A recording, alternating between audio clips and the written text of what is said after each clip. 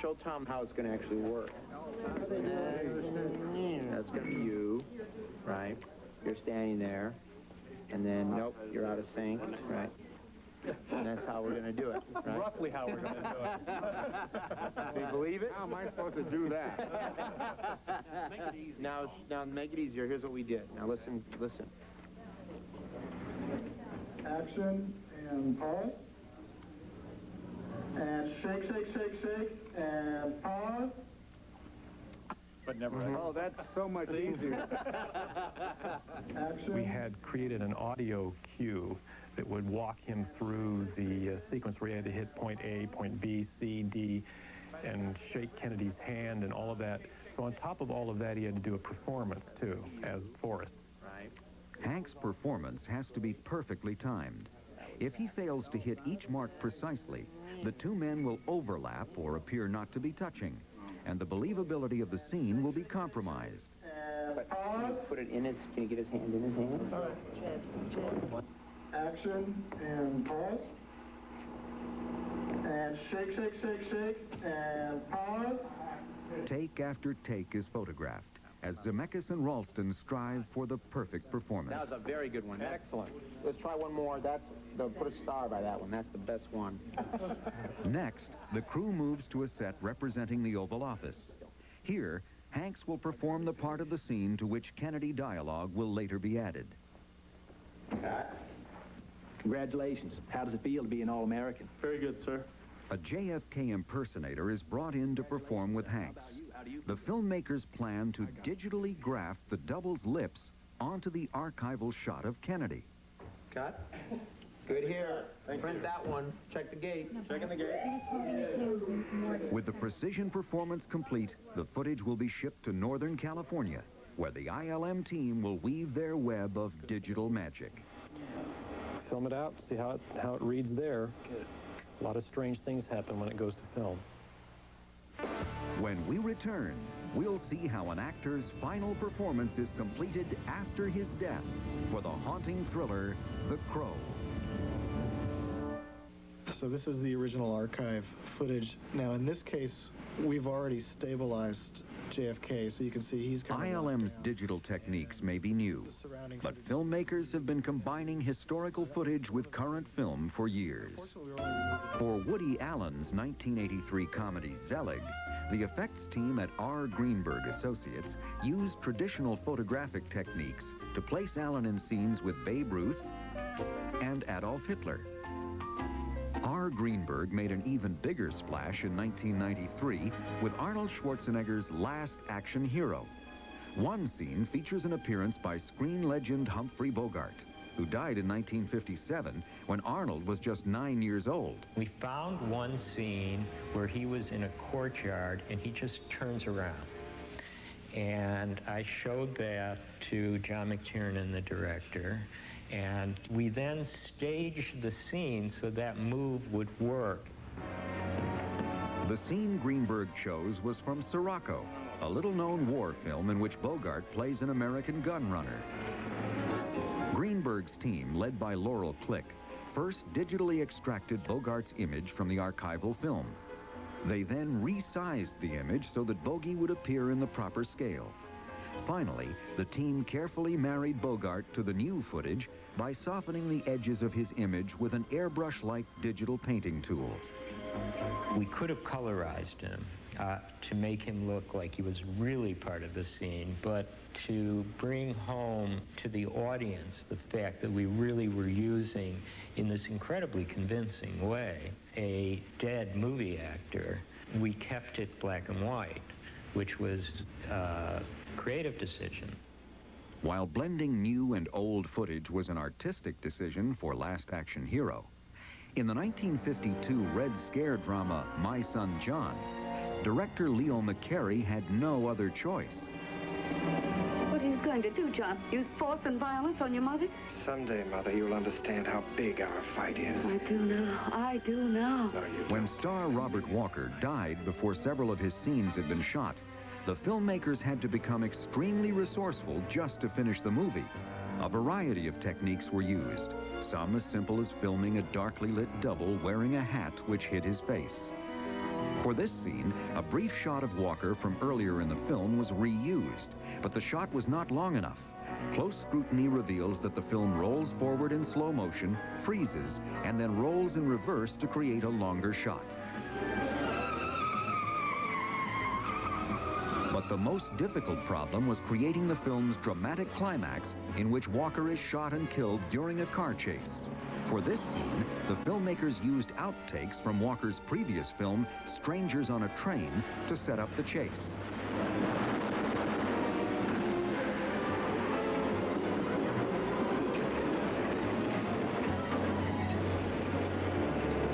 These close-ups of Walker are from a scene in the earlier film in which he is crushed beneath a carousel. Fittingly, they were used to create the late Walker's death scene in his final performance. So you're him, huh? The Avenger. More recently, producer Edward R. Pressman was faced with a similar problem on his film, The Crow. Although filming was nearly complete, star Brandon Lee had yet to shoot a few key scenes at the time of his tragic on-set death. When the accident occurred, it was unbearable. And I think the first reaction was, we can't go on. But the performance itself was done, and I felt compelled to finish this work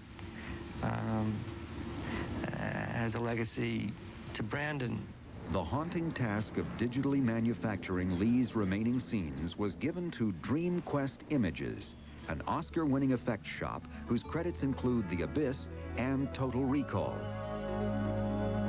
For The Crow, one effect sequence involved adding Brandon Lee to a shot of a broken mirror. Digital effects supervisor Tim Landry had to figure out a way to distort the image in the same way as the broken glass would have. First, an unused close-up of Lee was carefully traced or rotoscoped. The isolated image was then extracted from the original shot. We had another element called a displacement map. I painted this based on the mirror image that they gave us. And what the computer does is it tells it how much to offset a given pixel. So now we've got an image that looks somewhat like it's being reflected in a shattered mirror. The distorted image of Lee was then combined with a shot of the broken mirror, resulting in a shattering final image. Another difficult shot required the DreamQuest team to extract an image of Lee walking down an alley and have him walk through a doorway instead. As with the previous scene, the first step was to isolate and remove Lee from an unused shot. Since the scene was filmed in a dark, rainy alley with a handheld camera, the image had to be color-corrected and steadied. Lee's final image reflects the warmly lit interior environment. So, I've been working with scaling. I'm working about 0.22, both directions. Other shots involve filming a scene with a body double for Lee, and later mapping the actor's face onto the double's body. If I like this. The production company had shot new footage of a body double that had the basic same characteristics as Brandon's body. Obviously, the face was different. Then digitally, we removed only his face from certain scenes, certain frames, and placed that over the body double. Like so. The most significant aspect of DreamQuest's work on The Crow is that most people will never notice the effects. They blend seamlessly into the film and help Brandon Lee's final performance hauntingly come to life. Next, effects magicians work their digital wizardry, allowing JFK and LBJ to have a chat with Tom Hanks. That must be a sight. I'd kind of like to see that.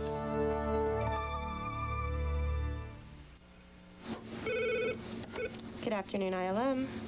With principal photography on Forrest Gump now complete, the ILM team members return to their Northern California home. Here, they will complete the Oval Office scene between Tom Hanks and JFK. We have to remove this woman, whoever she is, in the white dress and replace Tom where she is. And what's got me concerned is as she comes in front of Kennedy, she's blocking so much of him that I don't know how we're going to replace Tom in there without still seeing her. The effects team must first extract Kennedy from the archival shot. The first step is to rotoscope the president's image in each of the scene's 465 frames. Tom Hanks' image must also be extracted. This process is much easier as the blue screen background isolates his image photographically, eliminating the need for the time-consuming rotoscope process.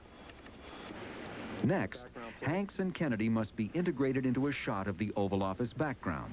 So we've got probably pieces of film taken from years apart, trying to match them all and still make them look like the same moment in history which never took place. Ken Ralston works with computer graphics supervisor George Murphy on the daunting task of getting Hanks and Kennedy to shake hands. My biggest concern is that we need to really paint out the way that thumb sticks up in the air and make the fingers wrap around. So Kerry's going to paint JFK's thumb over Tom's hand so it looks like they're actually holding each other's hand. Right, he'll paint it back through so it comes through, and then try to make his fingers wrap back around, morph those. We had to basically glue their hands together with the use of the computer by manipulating the positions of the arm and the hand positions and painting like JFK's thumb on top of Tom's hands so like they were clasping. While the handshake is completed successfully, the scene's most difficult shot requires Kennedy to speak dialogue written by a screenwriter instead of a speechwriter.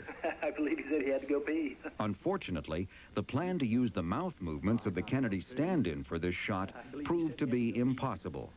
The bathroom is there. We realized it wouldn't work, that it made them look completely different when we took these guys' mouths, even though they were pretty good lookalikes, and put it onto any one of these historical figures. It changed their looks completely. The effects team determines that the lip-sync shots for the presidents can be achieved only one way, by digitally manipulating their mouths frame by frame.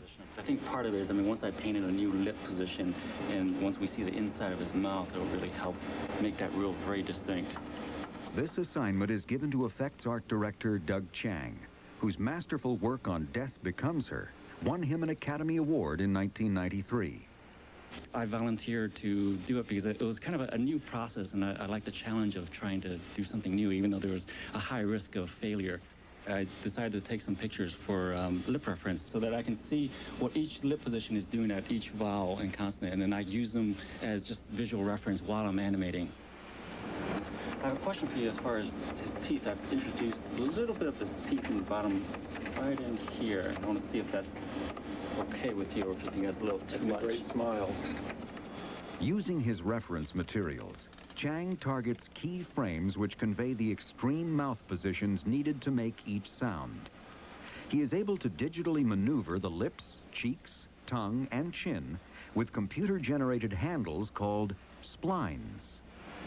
I go through and I've determined my keyframes here based on the timing sheet that I did of a soundtrack. So I've broken it down to major syllables, and I've sort of animated these splines accordingly set on these keyframes. Yeah, By using the digital transformation process known as morphing, Chiang has the computer generate all of the in-between frames. The nice thing is there's some nice cheek movement, which is really helping the shot. The type of morph that we're doing here is actually a little bit more subtle in that we're changing specific features on a person. We're taking just the one image and slightly altering it, changing the movement of that one image. Remember, he will be 80 feet tall and 200 feet wide at the big screen. For the scene to hold up to big screen scrutiny, the mouth morphs must be carefully married with the new and archival footage. The result is an unforgettable fictional moment in history. Congratulations. How do you feel? I gotta pay. With the Kennedy scene finally complete, along with similar sequences featuring Presidents Johnson and Nixon, the ILM team has successfully placed Tom Hanks in 3 distinct American eras. Hotel. It's brand new, very modern. Now you know the secret. Of course, you can't do it, but you know the secret. These presidential scenes contain just a few of the 120 special effects shots hidden in Forrest Gump. Surprisingly, while the digital dinosaurs in Jurassic Park filled the screen for a mere 6 minutes, Gump's subtler effects are on screen more than 4 times as long. In the end, 150 of ILM's digital artists logged more than 50,000 hours to complete the film. It was a great experience overall, and I think we expanded the palette that directors can use on films in a lot of ways. Despite ILM's success at combining new and old footage, some will question the practice, claiming image manipulation techniques could be used less innocently than they were on Forrest Gump. Really, photography's never been proof of anything. We've all just sort of wanted to accept that with Forrest Gump, I think we've taken it down another step to say, well, unless you know the history of a piece of an image, you don't know if it's real. In Hollywood, it's what people think is real that counts. And thanks to digital technology, it's increasingly easier for effects artists to fool audiences. We're beginning to see it though, Bob. We're beginning to see the ball. Whether it's the folks at R. Greenberg bringing back an old friend, the team from Dream Quest creating a posthumous curtain call, or the wizards from ILM rewriting American history, Hollywood's top effects artists are always happy to provide a blast from the past. Hey. I believe he said he had to go pee. Coming up next, scientists are working on a new gas turbine engine which runs on alternative fuels on invention. Then visit the pristine wilderness of the great national parks of the western United States on Wild Discovery. Explore your world.